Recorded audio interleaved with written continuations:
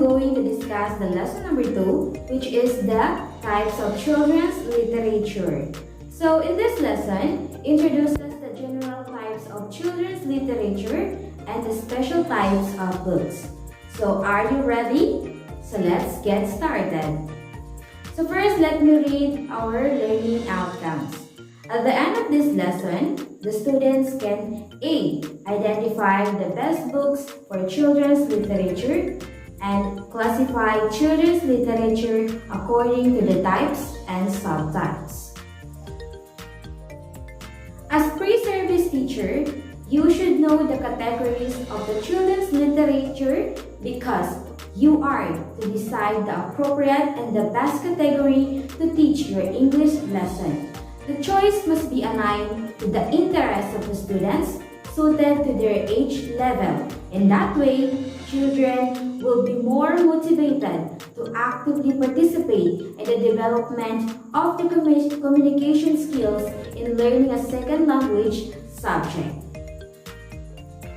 So, children's literature can be categorized into traditional literature, poetry and verse, fiction, informational books, and biography.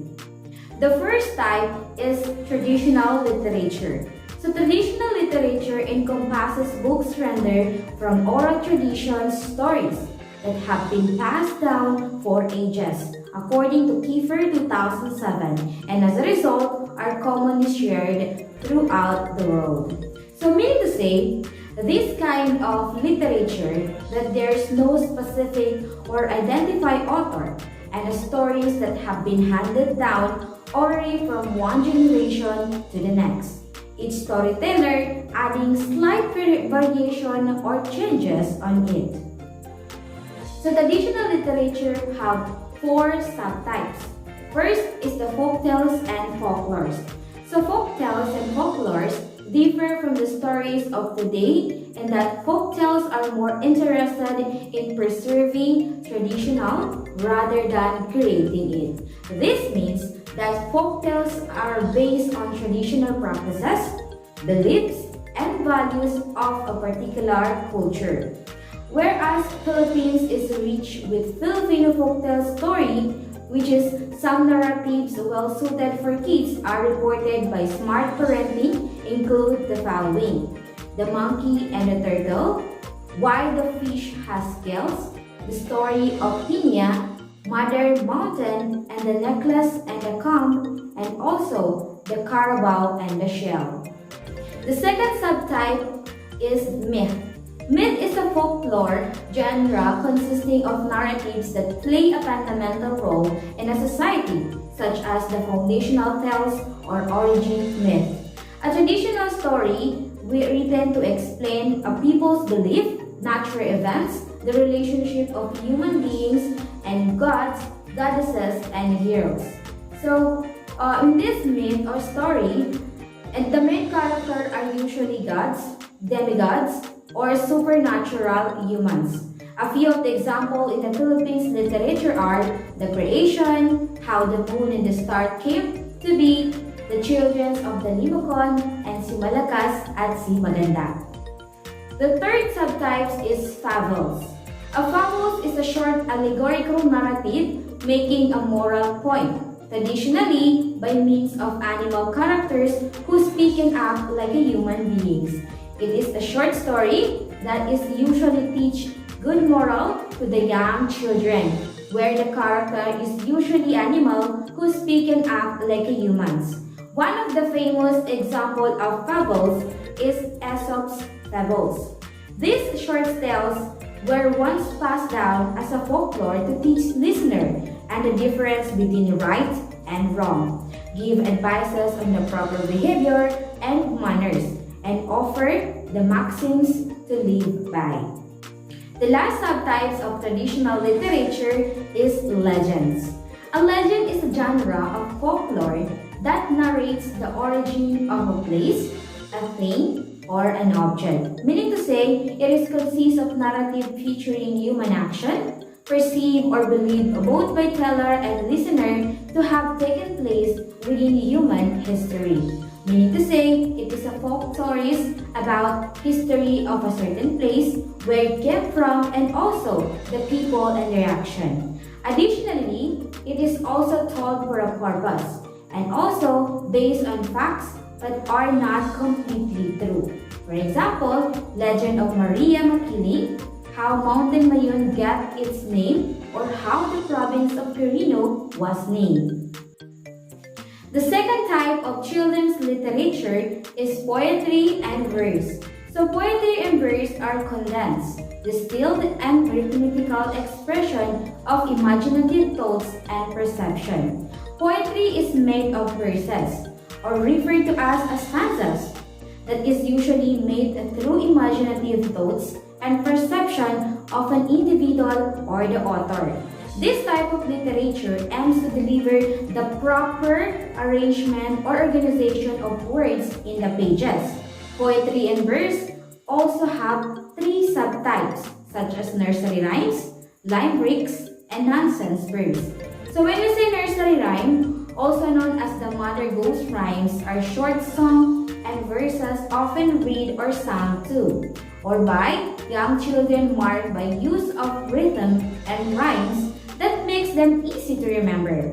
It is consists of verses used in a songs that is particularly for kids to sing. Nursery rhymes is very helpful for the kids' vocabulary and words pronunciation because it has rhymes or tones that is easy to remember and catch the interest of the children. Some rhymes seems designed purely to amuse. Other are didactic and educational, including those intended to help children learn the alphabets and numbers, like alphabetical or number songs. Second one is the limericks.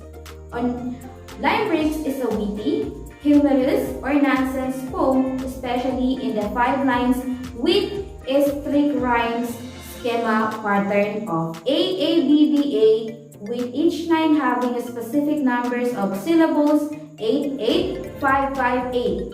Like for example, by Edward Lear. There was an old man with a beard, who said, "It is just as I feared. 2 owls and a hen, 4 larks and a wren, have all built their nest in my beard." As you can see here, the number 1, 2, and 5 lines have 8 words, while 3 and 4 has only 5 words. So it is the same, just like what the definitions of limericks, that the A. It means the A represent the 8 syllables, which is the number 1, 2, and 5, and the B is represent as the 5 syllables, which is the number 3 and number 4 lines. And if you get it, you'll understand what this limericks means. Note that limericks are very useful in teaching sounds and phonemes. Lastly, we have nonsense verses, a type of poetry featuring fantastic images or made up of words that is entertained through its wild silliness. As suggested by the word nonsense, it is humorous or whimsical verse that differ from other comic verse in its resistance to any rational or allegorical interpretation. It is a form of light verse depicting the imaginative characters in amusing situation of fantasy, whimsical in tone, and with rhythmic appeal, often employing fanciful phrases and meaningless made-up words. But because of children's counting out rhymes in that, it makes these words sound purposeful. For example, Jabberwocky by Lewis Carroll. 'Twas brilling and the slightly tones, with ear and the gimble in the wave, all mimsy were the burrow course, and the mummy rats outgrave. Let's move on to the third types of literature is the fiction. So when we say fiction, is a literature is created from the imagination, not presented as fact. though it may be based on true story or situation. So in short, fiction is from creative imagination that takes your mind away from the reality. Like traditional literature, fiction also have four subtypes. First is the fantasy. It is a genre that has much to offer elementary grades. Fantasy stories like Snow and Rose and the Girl Who Drank the Moon deals with imaginative worlds, make-believe stories set in places that do not exist, about people and creatures that could not exist, or events that could not happen. Through this, it allows the reader or children to experiment with different ways of seeing the world that makes them conscious to fictive scenario and their own social reality. The second is the science fiction. A special type of fiction or story based on extending physical laws and scientific principles to their logical outcomes.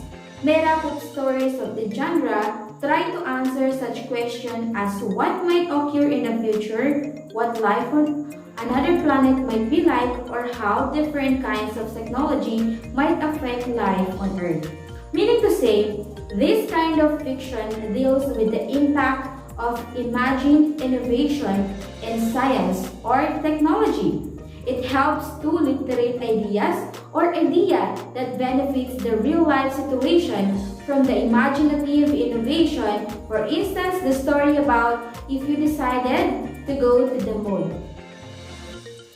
So the third subtype of fiction is the realistic fiction, a genre of stories that are made up but could not very well happen in real life. So this story often take places in setting familiar to the children, like schools, which makes them more relatable.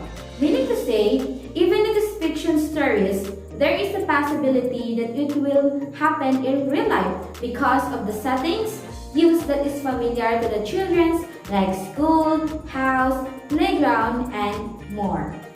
Like for example, the story about Dory and the real true friend.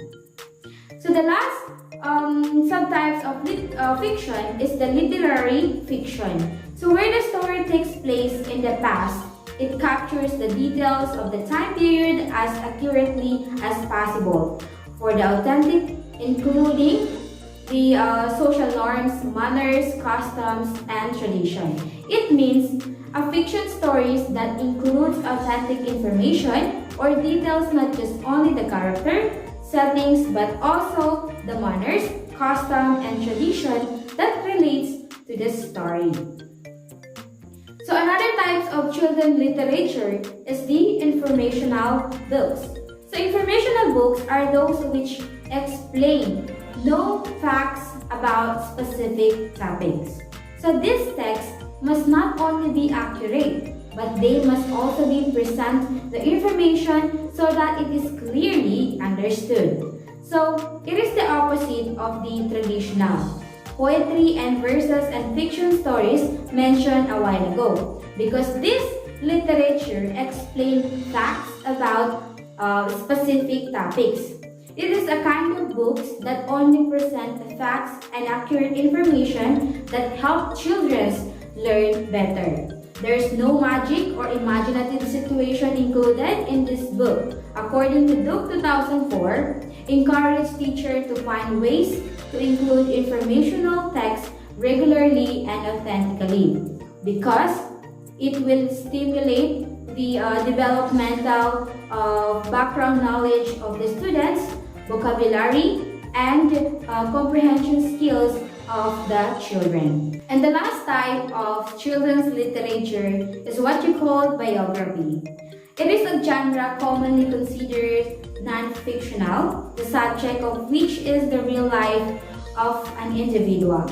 Biography talks about the data information of a certain person, especially the well-known person like Albert Einstein and so on. So, this biography allows children to understand generalities they have just learned by filling in some specific and personal details of the time. So now, let's move on to the special types of books. So, special types of book has three types. First is the picture book. A picture book combines with visual and verbal narratives in a book format, most often aimed at young children. With the narrative told primarily through text, they are distinct from comics, which do so primarily through sequential images. Picture book nowadays is very popular because it is the combination of text and images that makes children easily understand what is happening in the story. Aside from that, it illustrates every events using different kinds of media like paints, watercolor, and pencil, which is help to increase their comprehension skills. The second type of special book is the board book. A board book is a type of children's book printed on thick paper board. The paper board is printed and used for both the cover and the interior pages. Each page panel is a minimum of 2 plays of paper-bound thickness. As you can see in the picture, children like to read when they touch it, see it with a colorful paper. According to the Night Times suggests that becoming a reader starts as soon as your baby pays attention to the board books. The unique design of a board book is the perfect introduction to reading. They allow babies to explore the text and picture with each of their senses safely. By showing babies that reading is fun and that they can play with books, you are fostering an early love of reading. So the last types of special book is the pop-up books. The term pop-up book is often applied to any book with three-dimensional pages. Many refer to such a book a movable book. Pop-up book include text, illustrations, and folded glued or pull-tab elements that move within the pages. Pop-ups are perfect for training kids' imagination to picture what's happening in the story and getting them ready for a lifetime of richer reading experiences. So, according to Franklin J. Silo, PhD, children's psychologist and author, plus touching the images gives little ones the feeling that they are inside the story, which make it all the more engaging.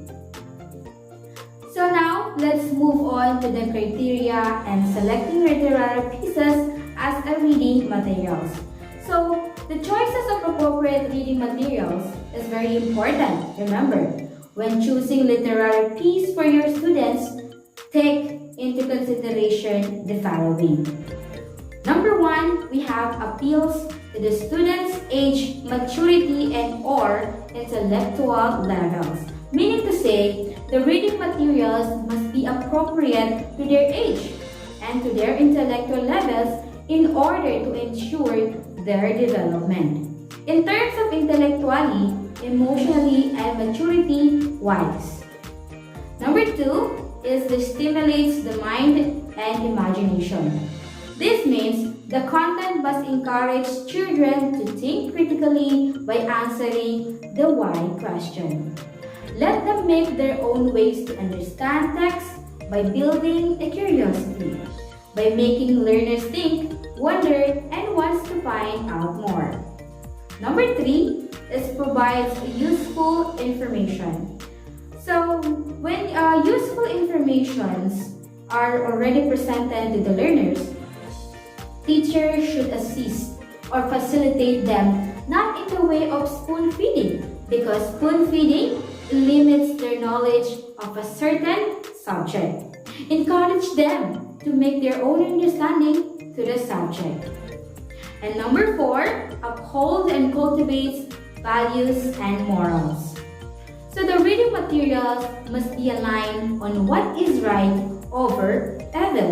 It means there must be a goals and standards followed by the learners while learning, because setting good model encourages humanity. All the information decline inappropriate behavior and action to avoid bad consequences of their action. And lastly, can be read over and over. Choose reading materials that have stood the test of time and are still enjoyed today, even though many were written a long time ago. Therefore, as a pre-service teachers, you should remember that positive experiences of the students with reading provides numerous opportunities for language and literacy learning. Utilizing literature to teach students is an opportunity to make meaning from text and to learn how text works. Example, exploring text.